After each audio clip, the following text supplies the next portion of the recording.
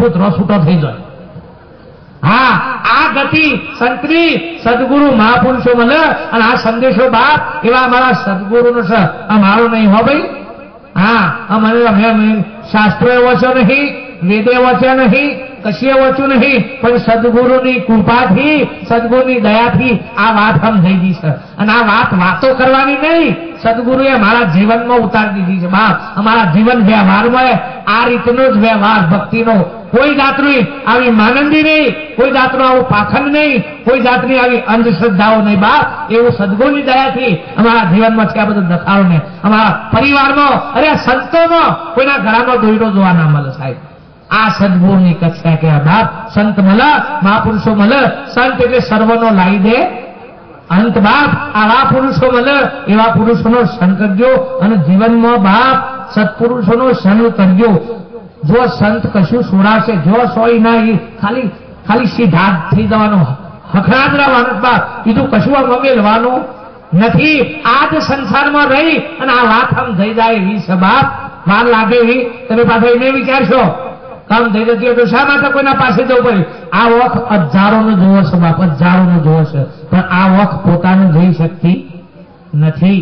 આ વખ 5 કિલોમીટર સુધી જોઈ શકે પણ ખુદનું જોઈ શકતી નથી. એના માટે બીજાને કેવું પડે બાપ મારી વખમાં હું પડીશું. તેવા જ મહાપુરુષની જરૂર છે. તમારી પાસે બુદ્ધિ છે, જ્ઞાન. સદગુરુ કશું આલા નહીં, તમારું છે તમે નક્કી કરાવો. સદગુરુ કશું આલા નહીં, જ્ઞાન ના લે, જ્ઞાને તમારું છે, ખજાનો તમારો છે. તમને તમારી ઓળખાણ કરી દે બાપ, તમને તમારી પારખ કરાવે. આ સંતનું કર્તવ્ય છે, આ સદગુરુની ભૂમિકા છે. અને જે તારે ખબર પડી જાય, ખાલી એક દ્રષ્ટાંત કહી દઉં, મારી વાણી પછી વિરામ આપી દઉં બાપ. શેઠના ખૂબ સંપત્તિ, 4 દીકરા. શેઠે વિચાર કર્યો કે 4 દીકરા હશે તો ખરા, પણ કાલે મારો સમય એવો આવે, ગઈ પણ આવે અને છોકરા સેવા ના કરે તો મારી દશા શું આવશે? એટલે શેઠ થોડા બુદ્ધિશાળી હતા કે કંઈક કરું. હોની પહાણ ગયા, હોનીને વાત કર્યું કે મારા પહાણ સંપત્તિ તો ખૂબ છે, પણ આ દીકરાઓ મારી સેવા કરી હું કોક કર. પેલો કે તમારા પાસે પૈસા છે? કે હા. તો કે તમે ખાસા રૂપિયા મને આલો અને 4-5 કિલો હોનું ખરીદી લ્યો. એટલે શેઠનો ભાઈબંધ જ હતો સોની, એટલે એને વિશ્વાસ હતો કે હે 4-5 કિલો હોનું ખરીદી લો.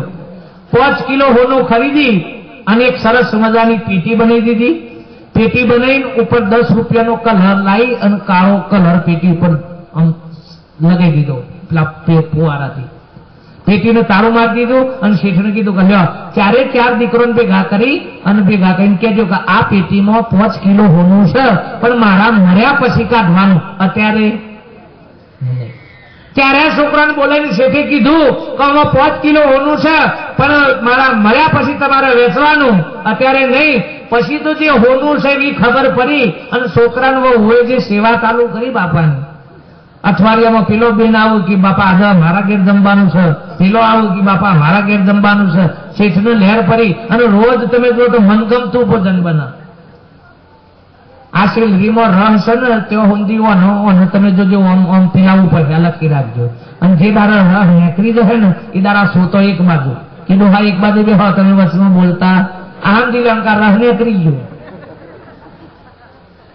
પેન્શન આવે ને ત્યાં સુધી સોટો આવે ને ત્યાં સુધી પેલા ચેતુરાનું ગાળવું પડે, લખી રાખ.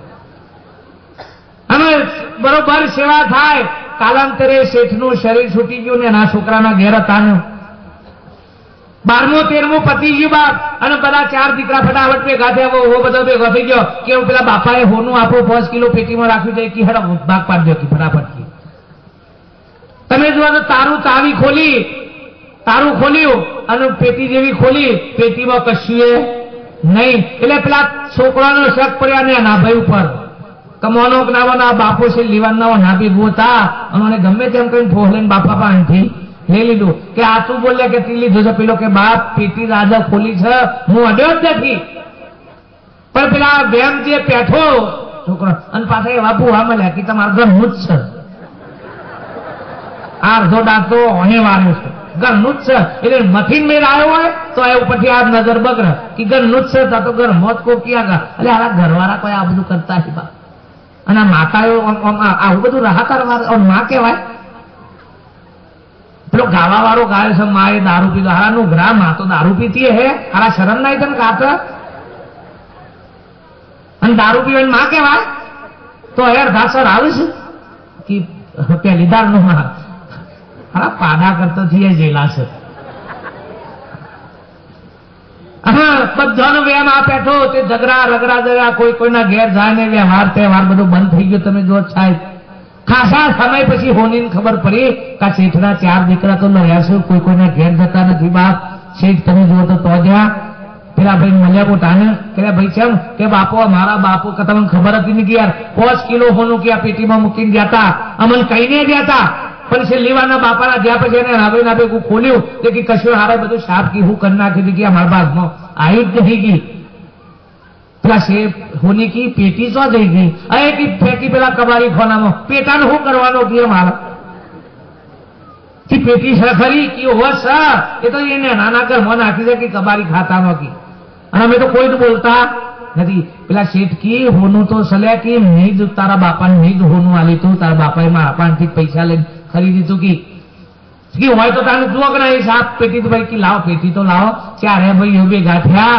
પેટી ઉતારી કે આદુ આવશે કોઈ મળે કે સલ્યા પણ તમને દેખાય એવું નથી કે લાકડો હરગાવો કે હરગાઈને શું કરવાનું અનંત કી અને હરગાવો એમની માથમાં આવે એવું નથી આ સત્સંગ વગર બ્રહ્મ અગ્નિ વગર આ હોનું કોઈ દારો હાથમાં આવે એવું નથી અગ્નિમાં જેવી નાખી કે એવો ઉપરનો જે ઉસીનો કલર હતો ને રાગ ફટ બધો નેકરી ગયો અને હોનું ઝરકવા માંડ્યું બાપ બધા જોયેલા કે હારું કેમ આ પેટી તો કાર્ય પીરી છે પીરી દેખાઈ શકી અને જેવી અગ્નિ બધી પીરી કઈ પેટી બહાર કાઢી કે પેટીમાં હોનું નતું આ પેટી જ આખી હોનાની હતી હારા મૂર્ખાઓ પેટી હોનાની પેટીમાં હોનું નતું ભગવાન બીજા ચોય નથી આ ભગવાનનું સ્વરૂપ જ ચલ્યા આજે મદદ કરે જે કોઈ કામ કરે આ બધી શોધ ખોળ આ બધી કોને કરી એટલે રામ ને કૃષ્ણ આપણે આમ પેલા ગણીએ છીએ બાપ કે ભગવાન સ્વરૂપ એટલે આ લાઈટની શોધ કોને કરી હે આ રોમ વખતે એટલે લાઈટો નથી મશાલ પકડીને તૂટી ગયા આગળ રામ ને કૃષ્ણ જો આવી જાય ને તો એ હે તમને પગે લાગે કે તમે મારા વાલા હું હોજ્યું છે આ બધું અમે હારા તૂટી ગયા બોન મારતા હતા આનંદજી ઓમ લોબો અત્યારે એ ઓમ એક ઠેસી દબાવ કી એક 48 ગોળીઓ નીકળી ગયો સનસનાટ કરતી લે અને પેલા અમે ઓમ તોણી મળી ગયા હારા આ આગળ રહ્યા આવે ને તો તમને પગે હારા તમે જોર હોજ્યું છે અમે ધ્યાન કરી કઈ મરી જતા હતા અને વાત થતી તમે ફોન કરી કઈ વાત કરો છો ફટાફટ લે તમે પેલા તસલીઓ અગ્નિ ઉપર ગોવર્ધન ઊંચો કર્યો તો તમે વિમાન 1000 માણસને લઈને ઉડાડો છો ઓ હરવાય નહીં કે તસલીઓ અગ્રિય નહીં અને ધમધમાટ જાય છે ઉપર પણ આપણું છે નહીં આપણને કદર નથી વાત ભીમ એક દારો તકલીફ પકડી ભીમે અને કૃષ્ણને પૂછ્યું કે ભગવાન તો તાને કેવડો જીવતી શક મરેલી છે અને તારા કૃષ્ણ ભગવાન પગે લાગ્યા કે આજે તું ભગવાન છે કે તારા હાથમાં છે જો જીવતી કહું તો મારા વાળા તું દબાઈ દી અને પતાઈ દીધી અને મરેલી કહું તો તું સોરી મેલે એટલે આજે તારા હાથમાં છે તું જે કરીએ એમ બાપ આજનો સમય તમારા હાથમાં છે બાપ એને વેડફી નાખો નથી બાપ અવર્થ નથી દવા દો લ્યા આ એ સ્વરૂપ આજે વી સંસાઈ એટલે આ સતયુગ નહીં સતયુગ કરતા હારામાં હારો યુગ આવે છે પણ ભોગવતા આવડતો નથી સતના વ્યવહારમાં જીવા એના માટે સતયુગ છે અને કાળના મુખમાં અવળી રીતે જીવન જીવતો હોય તો કળિયુગ છે બાપ કળિયુગ સતયુગ કોઈ એવા યુગ નથી પણ જે સતના વ્યવહારમાં જીવતો હોય સાચી રીતે જીવતો હોય આનંદથી જીવતો હોય બાપ એના માટે આજે સતયુગ છે અને જે પલે ભયથી જીવતો હોય કાળના મુખમાં રહીને જીવતો હોય એના માટે અત્યારે કળિયુગ છે બાપ અનાજ જેવો યુગ બીજો ચોઈસ છે નહીં આના અનાજ જેવી લેરે નથી આ કોકનું પૂછવું હોય તો પૂછા ડોહા થઈ અને પૂછો કે બાબા મરવું છે કે રહવું છે શું ગમે રહવું જ ગમે જવાનું જલ્દી ગમે અને મારા કી જવાની હજી તો જ મળતી હોય ને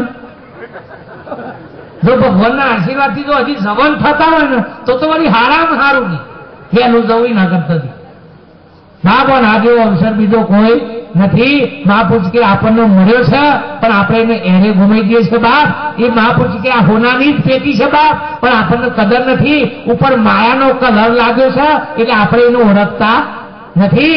જે દાડા સત્સંગ રૂપી અગ્નિમાં આ પેટી પડશે ને બાપ અને ઉપરનો માયાનો કલર વેગળો થઈ જાય છે એ દાડા પરમાત્માનો ધારો બાપ આપણાથી સહેજે સેતો નથી.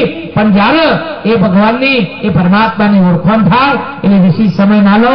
આજનો પાવન પ્રસંગ આ ખૂબ ખૂબ ધન્યવાદ કહેવાય ભાઈ. એ મા બાપની કૃપા, મા બાપના આશીર્વાદ કે આવો ભાવ જાગ્યો. જીવતા મા બાપની જીવત પર્વ કરવાનો આવો ભાવ થયો. જીવત પર્વ જીવત સરિયાનો મતલબ એવો થાય કે જીવતા જ આ બધું કરી લીધું, હવે મળ્યા પછી કશું કરવાનું આવે, પણ મળ્યા પછી હજી હરાવો અને શોખ ઉતરાવો તો પાછો ડખો થાય. આ બધું થઈ ગયું જીવતાનું કોઈ શોખ અલ્યા ભાઈઓને હું હારો ઉતરાવો છો ગુને તો એમને મળે છે શું કરશો? અને આ બોલું કરાવો ને દાઢ્યો કરાવો એમાં શોખ થઈ જતા હશે બાપ. તાર કાળા હાલના પહેરો એટલે શોખ થઈ જાય. શોખ તો અંતરમાં હોય, લાગણી હોય બાપ, એ શોખ કહેવાય. આ ઠીકેનું કા અડધા તો જોજો લોકાઈમાં જ હોય છે ને એટલે બધા હું ભમરાવું દેવાની હું કરું. એટલે તું ઓળખતો નહીં, તને રૂંગું નહીં આવતું હું કા હું એ કરવું પડે. અને ઘાટમાં આવ્યા છે પેલા તો હતું જે માણસ રોયો હોય બચારાને જેને લાગણી થઈ હોય રોયો હોય એટલે એને પાણી હાલતા મોઢું ધોવા માટે ભાઈ તું રોયો હતો મોઢું ધોઈ ના એટલે પેલું કોગરો હાલતા. કોગરો એ નિયમ થઈ ગયો. ના રોયા હોય તો કોગરો તો લેવો જ પડે. એટલે પણ આંખમાં પાણી નહીં કોગરાને શું કરવાનું? તો આ ડખો છે. પેલા આવું હતું આ પેટીઓની લાઇટરની શોધ નથી એટલે દુનીમાં સોનો લાગી પેલા માટલામાં સોનો ભરી અને જતા. સોનો શેકુંદી અગ્નિ જાળવી રાખે એટલે તો અકંદન હળગાવા હોય.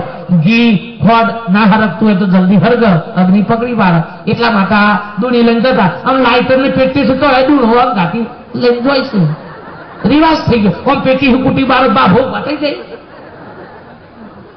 પણ રિવાજ થઈ ગયો. શું થઈ ગયો છે? રિવાજ થઈ ગયો છે. આ બધા રિવાજો બાપ આ દરમિયાનતા મહાપુરુષ કે સંત નવો ચીલો પાડ, નવો ચીલો હું થાય કરી તો જો હું આ ગુમાશું થઈ જાય છે તાન હું.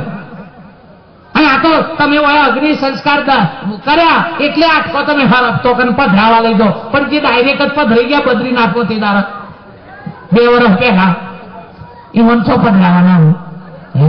મહાપુરુષ કે બધું આપણે જાતે ઉભું કર્યું છે ને આપણે સમેટવું પડશે. આમાં બીજો કોઈ કાઢે એવો નથી. સત્પુરુષોનો સંગ થાય બાપ તો આ બધો રોગ નીકળ્યો છે બાપ. અને એટલે આ પાવન પ્રસંગ કર્યો છે. જેને આ સદગુરુ મિત્ર મંડળના જે યુવક ભાઈઓ હોય જેની સાથ સહકાર આપ્યો એ બધાનો પણ મારા કોટી કોટી જય સદગુરુદેવ બાપ. ખૂબ ખૂબ ધન્યવાદ.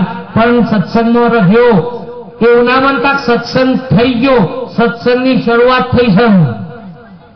હું તમે હકનાર જ કારણ કે આખું વિસનગર મને ઓળખશે કે તમે પેલો ભજન કરાયા તો બાવજી બોલાયા હતા રહ્યા છો એટલે હું તમે હકનાર જ મને એ હકનો રાખજો યાર.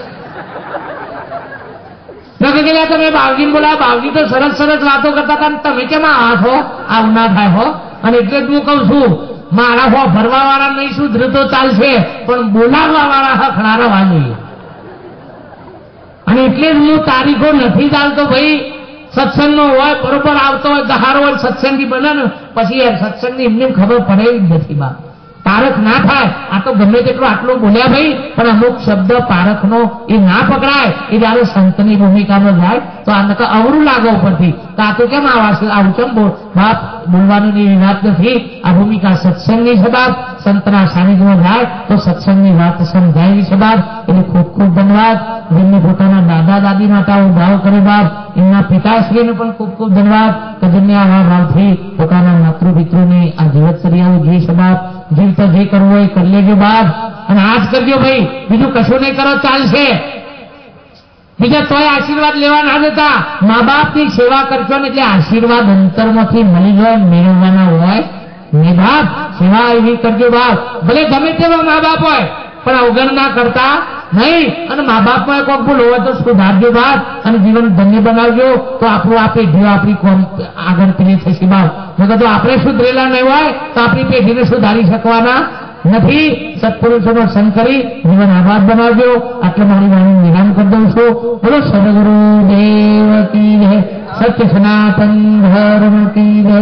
धर्म का जय हो अधर्म का नाश, प्राणियों में सद्भावना हो, विश्व का कल्याण हो। नमः पार्वती पते हर हर महादेव।